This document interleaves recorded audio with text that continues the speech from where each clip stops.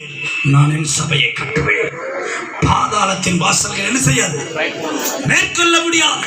ஏனென்றால் தொடர்ந்து வாசிமா, பரலோக ராஜ்யத்தில் திறவுகோலை நான் உனக்கு தருவேன். பூலோகத்திலே நீ கட்டுகிறது எதுவோ அது பரலோகத்திலே கட்டப்பட்டிருக்கும். பூலோகத்திலே நீ கட்டவிழ்ப்பது எதுவோ அது பரலோகத்திலே கட்டவிழ்த்து. கையை தட்டி கத்திரமே, உனக்கு ஒரு அதிகாரத்தை என் தேவன் தருகிறார் இன்றைக்கு. ஆமென். எத்தனை பேருக்கு வேணும் அதிகாரம்? அல்லேலூயா. நீயே கட்டிக்கல, நீயே அவுத்துக்கலப்பா. அவன் கட்டான நீ இங்க அவுத்துடலாம். அவன் ஏதாவது அவுத்துட்டான ஒரு ஆவிகளை நீ இங்க இருந்து கட்டிடலாம். அல்லேலூயா. புரியுதா? புரிஞ்சோ கை தட்டுறாங்க பாருங்க. அல்லேலூயா. அப்போ உனக்கு தான் அதிகாரத்தை கொடுத்துருங்க.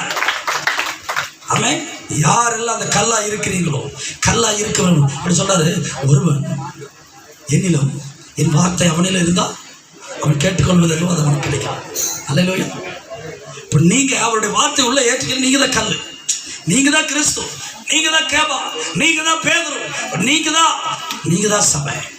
உங்களை வச்சுதான் கர்த்தர் செய்த சபை கட்ட போகிறார். அதனாலதான் சொல்ல, செருபாபேலே உனக்கு முன்பாக இருக்கிற தடைகள் பெரிய பர்வதம். நான் சொல்றேன் பாருங்க, எழுதி வச்சுக்கிறேன் டைரியில. யாரெல்லாம் நமக்கு ஆப்போசிட் எழும்புறாங்களோ அவங்களை வச்சுதான் கர்த்தர் சபை கட்ட போகிறார். பர்வதமா இருக்குது பாருங்க, உருண்டை கல்லுங்க வந்துடும். டாய் டூங்கிற பாரு, அது 4 3 வெட்டி அதைத்தான் கல்லா வச்சு கட்ட போற கத்தர். அஸ்திபாரத்துக்கு அவங்கதான். அல்லேலூயா. தேவன் நல்லவரா இருக்கலாம். இங்கே வேத வசனம் சொல்லுகிறபடி நீங்க எல்லாம் பேதுருவா இருக்கிறீங்க. உங்களுக்கு ஒரு அதிகாரத்தை தரேன். நீ கட்டுறத நான் கட்டுவேன், நீ அவுக்கிறத நானும் அவைப்பேன். ஆமென். அதுக்கு நீங்களும் நானும் கையை தட்டி உயிருள்ள சாட்சியை கர்த்தருக்கு வைத்திருக்கிறான். சீக்கிரமா நான் முடிக்க போகிறாமே. இந்த அதிகாரம் நான் ஆரம்பத்தில் சொன்னேன். யாருடைய வாழ்க்கையில் என்ன செய்வாங்க? பர்வதம் ஈக்குவலா, சமமா? யாருடைய வாழ்க்கையில சமமா சொல்லு. இதுவரைக்கும் வாசித்த வசனங்களை யார் புரிஞ்சுக்கிட்டா? என்ன புரிஞ்சுக்கிட்டீங்க? சமமா? எதனால சமமா? கல்லுங்க. கையை தட்டுங்க. ஆமென்.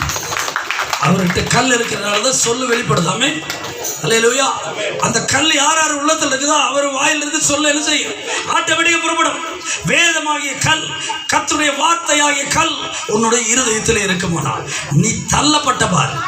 ஓ, வீடு கட்டுகிறவர்களா ஆகாது என்று தள்ளின கல் உன் சொந்தத்தினாலே ஒதுக்கப்பட்டு, பந்தத்தினாலே ஒதுக்கப்பட்டு, குடும்பத்தாரால ஒதுக்கப்பட்டு, ஓரம் கட்டப்பட்டு உன்னை கவனிக்காத அளவுக்கு நீ இருக்கிற. ஆனா இயேசு உனக்குள்ள வரும்போது நீ தான் முக்கிய பாத்திரமா இருக்க போகிற. நீ தான் முக்கிய பாத்திரமா இருக்க போற. கர்த்தர் உன்னை தான் வாழ வைக்க போறா. உன்கிட்ட தான் அதிகாரத்தை கொடுக்க போகிறா.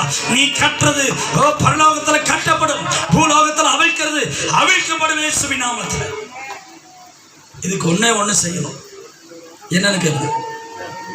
அதை மட்டும் சொல்லி முடிச்சார் 5 நிமிஷத்துல. ஆமென். சந்தோஷமா இருக்கு. ஆமென். 5 நிமிஷத்துல 12 காலக்கு முடியுது. ஆமென். அல்லேலூயா.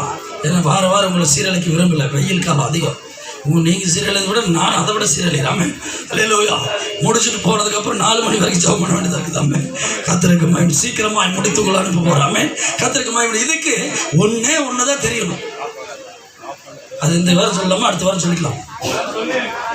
அப்போ நீங்க கல்லாகிய கிறிஸ்து உங்களுக்குள்ள வரணும்னா நீங்க ஒண்ணு செய்யணும். அது என்ன? சீக்கிரமா ஒவ்வொருத்தர் தெரிஞ்சது மட்டும் சொல்லுங்க. டக்கு டக்கு. அப்போ கிறிஸ்துவான கல் உனக்குள்ள வரணும்னு நீ என்ன செய்யணும்? ஹலோ, அது தப்பா இருந்தாலும் பரவாயில்ல, சொல்லுங்க. கொஞ்சம் இருதயத்தை வாக்கணும். எத்தனை பேருக்கு தான் கொடுக்குறது? அல்லேலூயா. கர்த்தருக்கு மகிமை உண்டாகட்டும். ஆமென். அவருக்கே கொடுத்துருவோம். ஆமென்.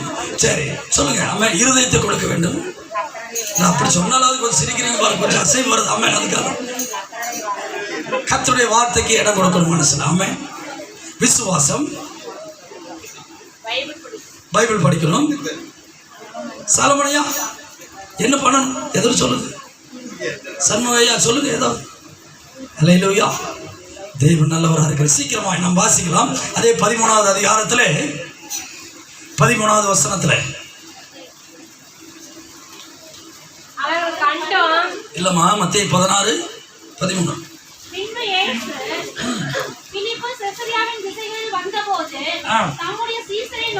சீசரை நோக்கி மனுஷகுமாரனாகி என்னை ஜனங்கள் யார் என்று சொல்லுகிறார்கள். அதற்கு அவர்கள் நல்ல கவனிங்க, சிலர் யோவான் ஸ்நானகன் என்கிறார்கள், சிலர் எலியா என்கிறார்கள், வேறு சிலர் எரேமியா என்று சொல்றார்கள், அல்லது தீர்க்கதரிசிகள் ஒருவர் என்று சொல்லுகிறார்கள். ஆமென். இப்போ ஒரு நிமிஷம் கவனிங்க. இப்போ ஆண்டவர் சொல்றார், மனுஷகுமாரனாகி என்னை இந்த ஜனங்கள் எல்லாம் என்னன்னு சொல்றாங்கன்னு முதல்ல கேட்கிறாரு. அவங்க 2-3 ஸ்டேட்மெண்ட் சொல்றாங்க. ஒரு சிலர் அப்படி சொல்றாங்க, ஒரு சிலர் இப்படி சொல்றாங்க. ஆனா என்னமோ சொல்றாங்கடா, சரி சொல்லிட்டு போறாங்க. கூட என் கூட இருக்கிற 12 பேர் நீங்க என்னடா சொல்றீங்க? ஹல்லேலூயா. ஆமென். பாருங்க, அங்க வசனத்தை வாசிக்கும் போது கேட்டா சீமோன் பேதுரு அவருக்கு பிரயுத்தரமாக, நீ ஜீவனுள்ள தேவனுடைய குமாரனாகிய, கையை தட்டி கர்த்தரை மகிமைப்படுத்தும். அல்லேலூயா. யாரெல்லாம் கிறிஸ்து இயேசு உயிரோடு இருக்கிறார் என்று நம்புகிறீங்களோ அவங்களுடைய வாழ்க்கையில எல்லா பர்வதமும் சமமாயிரும். கையை தட்டி கர்த்தரை மகிமைப்படுத்தும். அல்லேலூயா. 12 பேர் இருக்கிறாங்க. ஏசப்பா கூட ஒருத்து கூட சொல்லல. பேதுரு சொன்னாரு, நீர் ஜீவனுள்ள தேவனுடைய குமாரனாகிய கிறிஸ்து என்று. அதனாலதான் ஆண்டவர் சொன்னாரு, ஏய் உன்கிட்ட தானே என் சபை கட்டுறேன், உன் மேலதானே என் சபை கட்டுறேன். கையை தட்டி. ஹல்லேலூயா. யார் யாருக்கெல்லாம் ஓ இயேசு கிறிஸ்து உயிரோடு இருக்கிறார், அவர் ஜீவனுள்ள தேவனுடைய குமாரனாகிய கிறிஸ்துங்கிற நாலேஜ் அறிவு வருகிறதோ அவர்களை கொண்டுதான் கர்த்தர் இந்த தேசத்தை அசைக்க போகிறார். உங்களை என்னையும் வைத்து ஓ தேவன் அப்படிப்பட்ட நன்மையை கட்டளை எடுத்தா இந்த நாளை குறித்திருக்கிறார். ஆமென். பெரிய பர்வதம் எப்படி விலகும்? ஆமென். அந்த பேதுரு போய் இப்படி நடந்து போறாராமா, வழி நடுவே என்ன செய்யறாங்க, வியாதிஸ்தர்களை அசுத்தாவிகளை வைக்கிறார். அவர் போகும்போது நிழல் பட்ட என்ன செய்யுது, சுகமாயிட்ட போது. நேற்று இரவு காத்திருப்பு ஜபத்தை முடிச்சுட்டு, அவ்வளோதான் முடிச்சு சீக்கிரம். ஆமென். காத்திருப்பு ஜபத்தை முடிச்சு டக்குன்னு அம்மா அவங்க ஒடியாந்து ஃபோனை கொடுத்தாங்க. ஆமென். என் பேத்திக்கு கொஞ்சம் நல்லா இல்லைங்க ஐயா, கொஞ்சம் ஜெபம் பண்ணுங்க ஐயா. ஜெபம் பண்ணுறேன். ஆண்டவர் சொல்கிறாரு, அது ஒரு அசுத்தாவி, அது ஜெபம் பண்ண இல்லைன்னா அமாவாசைக்கு ரொம்ப தொந்தரவு பண்ணுறேன். அந்த பாப்பாவுக்கு ஜெபம் பண்ணிட்டு இருக்கிறேன். அவங்க நத்த கடைகள் உங்கள் வீட்டுக்கு பார்த்துருந்தான். நைட்டு வந்துட்டு வந்தேன் 12 மணிக்கு. ஆமாம். அப்போது போகும்போது ஆண்டவர் சொல்கிறாரு, அது ஈவல் ஸ்பிரிட்டு உடனே கிளியர் ஆகிருப்பாங்க. அப்புறம் அவங்க என்ன சொல்கிறாங்க, நீங்கள் ஏன் வர்றீங்க, உங்களுக்கு நிறைய வேலை இருக்குது சொல்லுங்கள், நாளைக்கு ஆராதனை வேலை இருக்குது, நீ ஏங்க அவங்கள அவங்களுக்குள்ள இருக்கிறது பேசுது, நீங்கள் ஏன் சிரமப்பட்டுங்க அவ்வளோதான். ஜெபிக்கிறது நாங்கள் வர்ற நாங்கள் தான் சொல்லணும் சிரமம், நீங்கள் சொல்லக்கூடாது. அவன் அந்த ஆவி சொல்லுது, நீங்கள் ஏங்க வர்றீங்க, நீங்கள் அங்கேயே இருங்க, நாளைக்கு ஆராதனை இருக்குது. நான் சொன்னேன், எனக்கெல்லாம் ஆராதனை அதுதான். அவன் 12 மணி ஆனாலும் நான் வர ரெடி, நீ பர்மிஷன் கொடுக்க நீ ரெடியா வான்னு ஒரு வார்த்தை சொன்னால் நான் வந்துடுவேன். நான் 10:30 அங்கே இருப்பேன். அதே போல் சரிண்ணா 10:15 வண்டி எடுத்து 10:30 போயிட்டோம். காம நேரத்தில் போனது இதே வார்த்தையை தான் சொன்னாங்க. அவங்க இன்னொரு சபைக்கு போயிட்டு இருக்காங்க. அப்போது இன்னொரு சபைக்கு போகிறவங்கள நம்ம என்ன செய்வோம், வந்தாருங்க பிடிச்சி தள்ளி விட்டுட்டு போயிட்டாருங்க. ஆமென். என்னங்க பண்ணுறது, நான் நல்லா கேட்டுட்டு இருக்கிறேன். நீங்கள் எல்லோரும் எனக்காக ஜெபம் பண்ணுவேன். ஆமென். நீங்கள் யாரையுமே தொடக்கூடாது. ஆமென். போய் நின்னாலே விடுக்கணும். ஆமென். சொல்லுங்க. அல்லேலூயா. போய் நின்னாலே விடுக்கணும். நேற்று நைட்டு நடந்தது. ஆமென். ஐயா பாருங்க, எங்கூட வந்தவர் ஊழியர். ஆமென். ஸ்டீபன் ஐயா நிற்கிறார் பாருங்க. இங்கே வாங்க ஒரு நிமிஷம். ஆமென். நான் சொன்னேன், ஆண்டவரே இன்னொரு பக்கம் போயிட்டு இருக்கிறவங்க என்ன செய்யணும், நீங்கள் எங்கூட இருக்கிறத உணரணும். இந்துக்களாக இருந்தால் என்ன செய்வேன், தொட்டு ஜெபம் பண்ணலாம், சுகமாட்டோம். இன்னொரு பக்கம் போகிறவங்க நம்ப மாட்டேன், எங்கள் பாஸ்டர் விட இவர் என்ன பெரிய பாஸ்டர், நாங்கள் ஜெபிக்காத ஜெபமா, நாங்கள் எங்கள் வீட்டுக்கு பக்கத்துலேயே சர்ச்சை இருக்குது. அல்லேலூயா.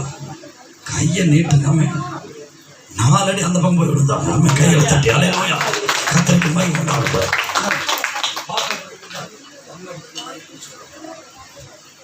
ஐயா ஜாம் பண்ணிகிட்டு இருந்தாங்க. கர்த்தருக்கு ஸ்தோத்திரம். அப்போ வந்து உள்ள ஃபஸ்ட்டு போகும்போது எந்தனோட சுகாதாரமும் இல்லை. மேரி வீட்டில் மூத்த படம். அப்போது வந்து எந்த சுகாதாரமும் இல்லாமல் நாங்கள் போகிறோம். அவங்க 3 பேர் தான் வராங்க. அந்த பிள்ளை வந்து எதுவுமே பேசல, கட்டில் அமைதியாக போந்துருக்கிறாங்க. அப்புறம் ஏப்பா அப்படி போந்துட்டு அப்படின்னா, தாத்தா வயிற்று வலிச்சுக்கிட்டே இருக்குது, வயத்தை வலிச்சுக்கிட்டே இருக்குது, என்னென்ன தெரியல அப்படின்ட்டு இருந்தேன். மறுபடியும் அதே மாதிரி அந்த சோம்படியே வந்துருந்தா. சரி அப்படின்ட்டு காப்பி கொடுத்தாங்க எங்களுக்கு போன விஷயம். காப்பி குடிச்சிட்டு சரி ஜாம் பண்ணி அப்படின்ட்டு ரூமுக்கு நான் ஆளுக்குள்ளே போனேன். ஆளுக்குள்ளே போய் ஜாம் பண்ணும்போது இப்படி கிளம்புனா ஃபஸ்ட்டில் வந்து மண்டி போட வேண்டாம் நில்லுங்க அப்படின்னு சொன்னார். நின்றுன்னு அப்படி நின்றுட்டு இருந்தேன். அப்பா அந்த படம் அம்மா இந்த படம் நின்னாங்க. கை பாஸ்ட் ஒன்றுமே பண்ணல, ஜாம் மட்டும் பண்ணி போ அப்படின்னாரு. ரொப்புன்னு விழுந்துட்டேன். விழுந்து வச்சுட்டு அந்த அசத்தாகி விலகி போயிடுச்சு. அதே மாதிரி மேரி வந்து என்ன சொல்கிறது என்ன பேசுறதுன்னு ஒரு மனநோய்வாகவே இருந்தா. மனநோய் இருந்துட்டு எதுவுமே பதில் சொல்ல முடியல. 3 மட்டும் வந்து எந்திரிக்கிறா, ஆனால் பதில் சொல்ல முடியல. 3ஆவது மட்டும் விழுந்து இருந்த சும்பாடு தான் இப்போ தான் தெளிவாக இருந்தது, பதட்டமாக இருந்தது. இப்போ தான் நீங்கள் வந்திருக்கிறத உணர முடியுது அப்படின்னு சொன்னான்.